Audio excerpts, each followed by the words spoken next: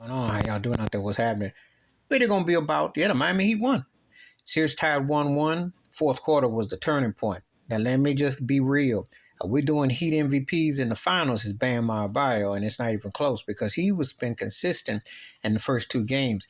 He has actually done his part against Jokic, even though Jokic put up 41 and 11, but they held him to 4 assists. Jokic is a great, incredible talent, but Jamal Murray was kind of not the same dude. His motor didn't get in the gear. KCP wasn't the same. Michael Portis, and I always talk about Aaron Gordon. So if you keep them at bay, but it was still scary. 3-point win.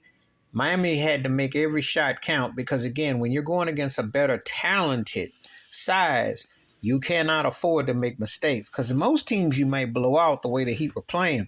But you got to remember with Denver, all it takes is a couple surges and they're back. And in today's game, you're back. But it was impressive when the Heat got down on defense. That was the key. They put the zone in and they made some choices. Joker just made shots because he can make shots. But Jamal Murray was not. He was kind of flat. Jimmy Butler played a decent game, but not a great game. He had a couple shots here and there, but it was really Gabe Vincent. Gabe Vincent came a big. Kevin Love, his presence was big. Duncan Robinson was big time. Bam was the key. So going forward, if they play fundamental basketball, don't get cute, take what you can get, and on defense, play in that zone. Don't let Jamal Murray get going because, see, that's the problem right there because you got to remember, you got to respect their athleticism and you got to respect the size. If Michael Portis and Aaron Gordon don't get going, then the Heat can win this thing. They can win this series in 5 or 6, maybe in 6, because it's going to be, some battle tested. I think the Heat can win this series. I saw some things, in game 1 in the fourth quarter. They, one thing about it, Denver isn't really taking them that serious because they got the size and overall talent. But again, feistiness, heart, and mind, you got to play like that. If Miami plays smart basketball, they'll be all right. Don't get cute and don't do tit for tat with Denver.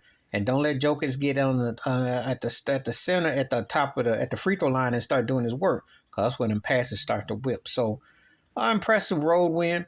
I'm not shocked or surprised. Some people thought it was a sweep. I'm going to tell you this. If they didn't make no changes and they let Jokic play with triple doubles, then it would have been a wrap. But I'm not sold that Denver is quite that team. I'm sold that he is a great talent.